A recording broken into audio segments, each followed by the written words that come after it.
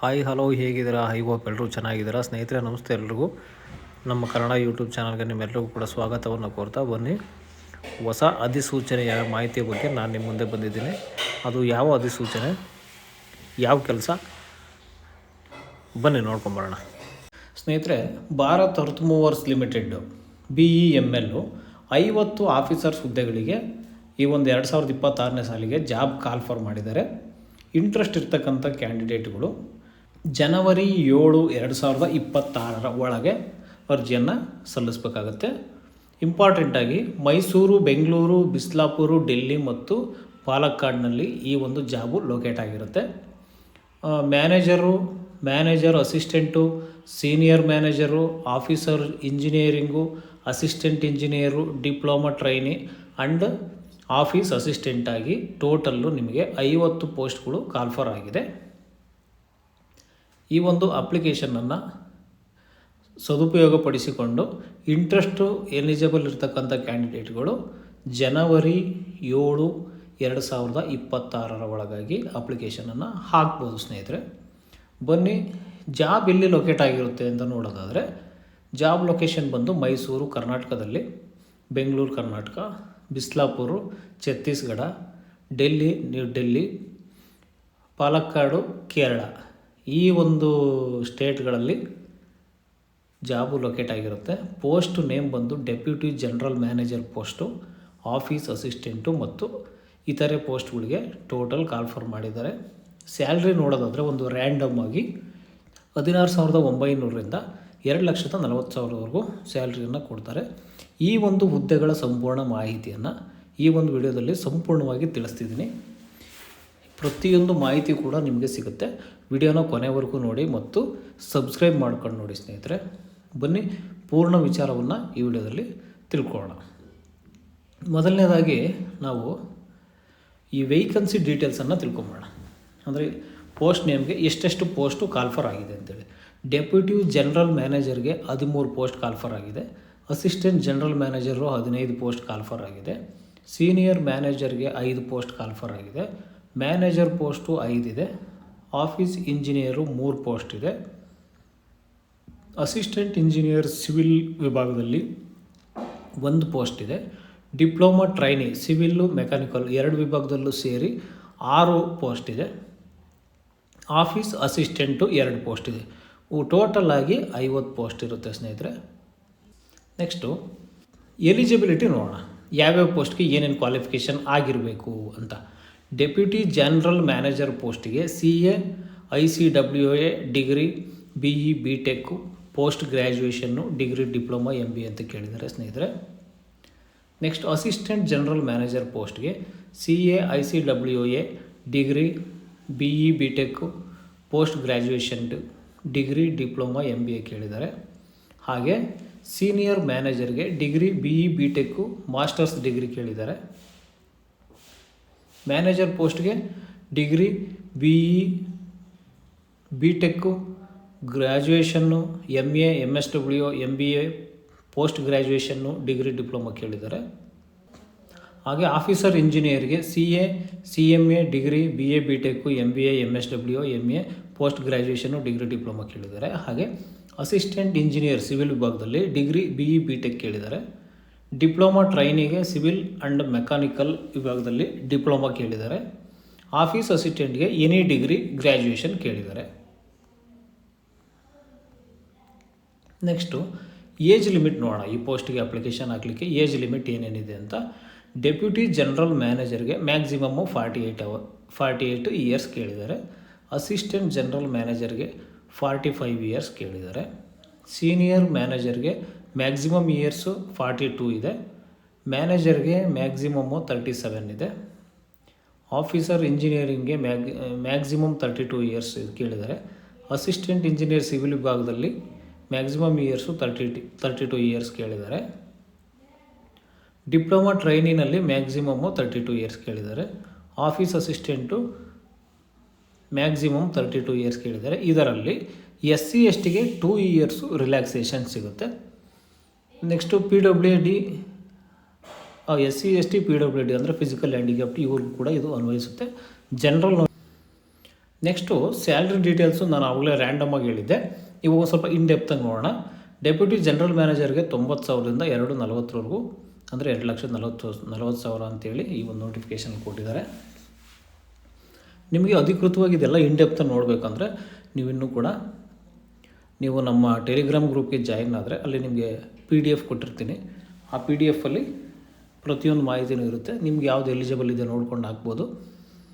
ಅದಕ್ಕೆ ನಮ್ಮ ಡಿಸ್ಕ್ರಿಪ್ಷನ್ ಬಾಕ್ಸಲ್ಲಿ ಟೆಲಿಗ್ರಾಮ್ ಗ್ರೂಪ್ ಲಿಂಕ್ ಇರುತ್ತೆ, ಅದನ್ನು ಕ್ಲಿಕ್ ಮಾಡಿ ಜಾಯಿನ್ ಆಗಿ. ಅಸಿಸ್ಟೆಂಟ್ ಜನರಲ್ ಮ್ಯಾನೇಜರ್ಗೆ 80,000ದಿಂದ 220, ಸೀನಿಯರ್ ಮ್ಯಾನೇಜರ್ಗೆ 70,000ದಿಂದ 2 ಲಕ್ಷ, ಮ್ಯಾನೇಜರ್ಗೆ ಪೋಸ್ಟ್ಗೆ 60,000ದಿಂದ 1,80,000 ಸ್ಯಾಲ್ರಿ ಇರುತ್ತೆ. ಆಫೀಸ್ ಅಥವಾ ಇಂಜಿನಿಯರ್ಗೆ 40,000ದಿಂದ 140, ಅಸಿಸ್ಟೆಂಟ್ ಇಂಜಿನಿಯರ್ ಸಿವಿಲ್ ವಿಭಾಗಕ್ಕೆ 30,000ದಿಂದ 120, diploma trainee civil and mechanical 23,900 ಅಂದರೆ 24,000ದಿಂದ 85,500. ಇನ್ನು ಆಫೀಸ್ ಅಸಿಸ್ಟೆಂಟ್ಗೆ 16,900 ರೂಪಾಯಿನಿಂದ 60,650ವರೆಗೂ ಕೂಡ ಸ್ಯಾಲ್ರಿಯನ್ನು ಫಿಕ್ಸ್ ಮಾಡಲಾಗಿದೆ. ಈ ಜಾಬಿಗೆ ನೀವು ಅಪ್ಲಿಕೇಶನ್ ಹಾಕೋದಾದರೆ ಹೇಗೆ ಅಂತ ಒಂದು ಅಪ್ಲಿಕೇಶನ್ ಹಾಕೋ ಸ್ಟೆಪ್ಪನ್ನು ತಿಳ್ಕೊಂಬರೋಣ. ಮೊದಲು ನೀವು ಈ ಒಂದು ನೋಟಿಫಿಕೇಷನನ್ನು ಅಧಿಕೃತವಾಗಿ ಮೆನ್ಷನ್ ಮಾಡಿದ್ದಾರೆ. ಆ ಒಂದು ನೋಟಿಫಿಕೇಷನನ್ನು ನೀವು ಕ್ಲಿಯರ್ ಕಟ್ಟಾಗಿ ಓದಿ ಅರ್ಥ ಮಾಡ್ಕೋಬೇಕಾಗುತ್ತೆ. ಇದು ರಿಕ್ವೈರ್ಮೆಂಟು ನೋಟಿಫಿಕೇಷನ್ 2026 ಆಗಿರುತ್ತೆ. ಎಲಿಜಿಬಿಲಿಟಿ ಕ್ರೈಟೀರಿಯಾ ಎಲ್ಲ ನೋಡಿಕೊಂಡು ನಿಮ್ಗೆ ಯಾವುದು ಸೂಟಬಲ್ ಆಗುತ್ತೋ ಅದಕ್ಕೆ ನೀವು ಅಪ್ಲಿಕೇಶನನ್ನು ಹಾಕಲಿಕ್ಕೆ ಮುಂದುವರಿರಿ. ಜೊತೆಗೆ ಡಾಕ್ಯುಮೆಂಟ್ಸು ನಾನು ಏನೇನು ಬೇಕಂತ ಹೇಳಿ ಡಾಕ್ಯುಮೆಂಟ್ಸ್ ಹೇಳ್ತಾ ಹೋಗ್ತೀನಿ. ಈ ಡಾಕ್ಯುಮೆಂಟ್ಗಳನ್ನ ನೀವು ಪ್ರಿಪೇರ್ ಮಾಡಿ ಇಟ್ಕೋಬೇಕಾಗುತ್ತೆ. ಮೊದಲಿಗೆ ನಿಮಗೆ ಒಂದು Gmail ID, ಮೊಬೈಲ್ ನಂಬರ್ ಬೇಕಾಗುತ್ತೆ. ಆ್ಯಸ್ ಪರ್ ಆಧಾರ್ ಕಾರ್ಡಿಗೆ ಲಿಂಕ್ ಆಗಿರ್ತಕ್ಕಂಥ ಫೋನು.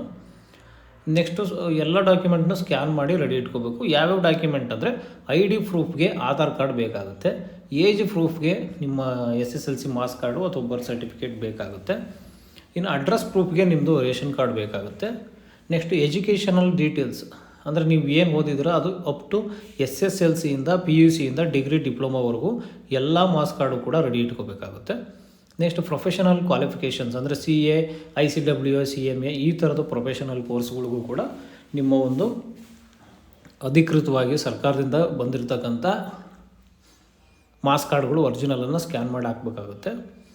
ಇನ್ ಕೇಸ್ ನೀವು ಹ್ಯಾಂಡಿಕ್ಯಾಪ್ಟ್ ಆಗಿದ್ದರೆ ಹ್ಯಾಂಡಿಕ್ಯಾಪ್ ಸರ್ಟಿಫಿಕೇಟ್ನು ಕೂಡ ಇದ್ರ ಜೊತೆಗೆ ನೀವು ಸ್ಕ್ಯಾನ್ ಮಾಡಿ ಇಟ್ಕೋಬೇಕಾಗುತ್ತೆ. ಜೊತೆಗೆ ರೀಸೆಂಟ್ ಫೋಟೋಗ್ರಾಫು ಮತ್ತು ನಿಮ್ಮ ಸಿಗ್ನೇಚರು ಆ್ಯಂಡ್ ಎಕ್ಸ್ಪೀರಿಯನ್ಸ್ ಲೆಟ್ರ್ ಇದ್ದರೆ ಎಕ್ಸ್ಪೀರಿಯನ್ಸ್ ಲೆಟ್ರನ್ನು ಕೂಡ ನೀವು ಸ್ಕ್ಯಾನ್ ಮಾಡಿ ಇಟ್ಕೊಂಡಿರ್ಬೇಕಾಗುತ್ತೆ. ಇದೆಲ್ಲದಕ್ಕೂ ಕೂಡ ನಿಮ್ಮ ಸೆಲ್ಫ್ ಅಟೆಸ್ಟೆಡ್ ಆಗಿರುತ್ತೆ. ಅಂದರೆ ಎಲ್ಲ ಪೇಜ್ಗೂ ನೀವು ಸ್ವಂತ ಸಿಗ್ನೇಚರ್ ಮಾಡಬೇಕಾಗುತ್ತೆ. ಜೆರಾಕ್ಸ್ ಆಗಿದ್ದರೆ, ಒರಿಜಿನಲ್ ಆಗಿದ್ದರೆ ತೊಂದರೆ ಇಲ್ಲ, ಡೈರೆಕ್ಟಾಗಿ ನೀವು ಸ್ಕ್ಯಾನ್ ಮಾಡಿ ಅಪ್ಲೋಡನ್ನು ಮಾಡ್ಬೋದು.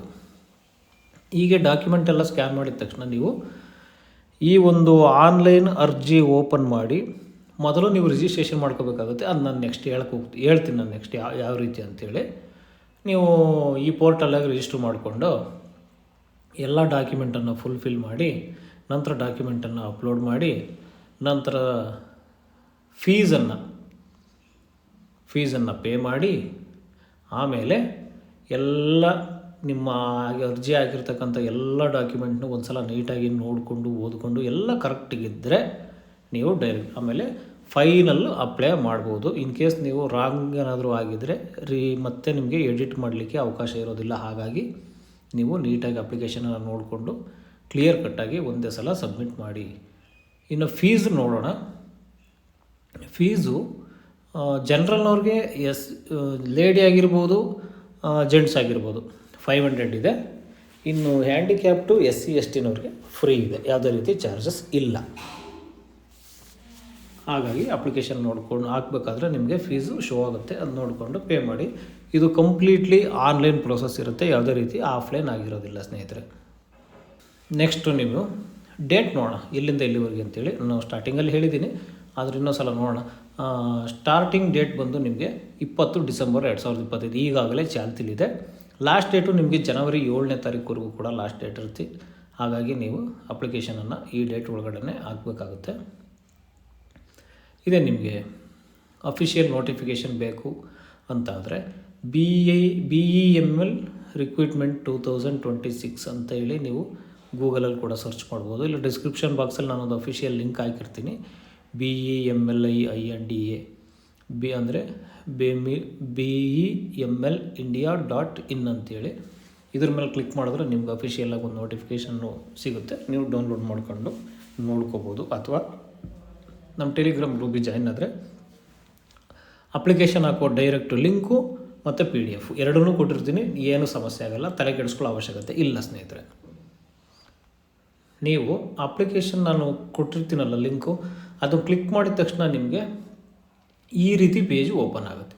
ನೀವು ಈಗಾಗಲೇ ಈ ಪೋರ್ಟಲಲ್ಲಿ ಏನಾದರೂ ಯಾವುದಾದ್ರೂ ಬೇರೆ ಅಪ್ಲಿಕೇಶನನ್ನು ಹಾಕಿದರೆ ನೀವು ರಿಜಿಸ್ಟ್ರೇಷನ್ ನಂಬರು ಪಾಸ್ವರ್ಡ್ ಹಾಕಿ ನೀವು ಈ ಕ್ಯಾಪ್ಚಾವನ್ನು ಎಂಟ್ರಿ ಮಾಡಿ ಲಾಗಿನ್ ಮಾಡಬೇಕಾಗತ್ತೆ. ಇನ್ ಕೇಸ್ ನೀವು ಯಾವುದೂ ಪೋರ್ಟಲ್ ರಿಜಿಸ್ಟರ್ ಆಗಿಲ್ಲ ಅಂತಂದರೆ ನೀವಿಲ್ಲಿ ನ್ಯೂ ರಿಜಿಸ್ಟ್ರೇಷನ್ ಅನ್ನೋದ್ರ ಮೇಲೆ ಆಪ್ಷನ್ ಮೇಲೆ ಕ್ಲಿಕ್ ಮಾಡಿದ್ರೆ ನಿಮಗೆ ಒಂದು ಇಂಟರ್ಫೇಸ್ ಓಪನ್ ಆಗುತ್ತೆ. ಅದರಲ್ಲಿ ನಿಮ್ಮ Gmail ID, ಮೊಬೈಲ್ ನಂಬರು ಎಲ್ಲವನ್ನು ಹಾಕಿ ಸಬ್ಮಿಟ್ ಮಾಡಿದ್ರೆ ನಿಮ್ಮದು ಒಂದು ರಿಜಿಸ್ಟ್ರೇಷನ್ ನಂಬರು ಮತ್ತು ಪಾಸ್ವರ್ಡು ಕ್ರಿಯೇಟ್ ಆಗುತ್ತೆ. ಅದ್ರ ಮುಖಾಂತರ ಈಗೇನು ಇಲ್ಲಿಗೆ ಬಂದು ಲಾಗಿನ್ ಆಗಬೇಕಾಗತ್ತೆ. ಇದು ಮೋಸ್ಟ್ಲಿ ಗೊತ್ತಾಗಿರುತ್ತೆ ಅಂದ್ಕೊತೀನಿ. ನೀವು ಇತ್ತೀಚೆಗೆ ಅಥವಾ ಬೇರೆ ಪೋರ್ಟಲ್ನಲ್ಲಿ ನೀವು ಅಪ್ಲಿಕೇಶನ್ ಹಾಕಿದರೆ ಈ ರೀತಿ ರಿಜಿಸ್ಟ್ರೇಷನ್ ಮಾಡಿರ್ತೀರಿ. ಅದನ್ನು ನೋಡಿಕೊಂಡು ಸೇಮ್ ಟು ಸೇಮ್ ಇರುತ್ತೆ, ನೀವು ಕಾಪಿ ಮಾಡಿಕೊಂಡು ಮಾಡ್ಬೋದು ಸ್ನೇಹಿತರೆ. ನೆಕ್ಸ್ಟು ಅಪ್ಲಿಕೇಶನ್ ಡೇಟ್ ನೋಡಿದ್ದೀವಿ, ಪೇಮೆಂಟ್ ನೋಡಿದ್ದೀವಿ, ಅಪ್ಲಿಕೇಶನ್ ಪ್ರೋಸೆಸ್ ನೋಡಿದ್ದೀವಿ. ಸೆಲೆಕ್ಷನ್ ಪ್ರೋಸೆಸ್ ಹೇಗಿರುತ್ತೆ ಅಂತ ನೋಡೋದಾದರೆ ಸ್ನೇಹಿತರೆ, ಖಂಡಿತವಾಗ್ಲೂ ಇದು ರಿಟರ್ನ್ ಎಕ್ಸಾಮು ಕೂಡ ಒಂದಿರುತ್ತೆ, ಜೊತೆಗೆ ಇಂಟರ್ವ್ಯೂ ಇರುತ್ತೆ. ಈ ಎರಡು ಪ್ರೋಸೆಸ್ ಮುಖಾಂತರನೂ ಕೂಡ ನಿಮಗೆ ಸೆಲೆಕ್ಷನ್ನು ನಡೆಯುತ್ತೆ. ಸ್ನೇಹಿತರೆ, ಇಲ್ಲಿವರೆಗೂ ವಿಡಿಯೋ ನೋಡಿದ್ದಕ್ಕಾಗಿ ತುಂಬ ಧನ್ಯವಾದಗಳು ಸ್ನೇಹಿತರೆ. ನಮಸ್ಕಾರ.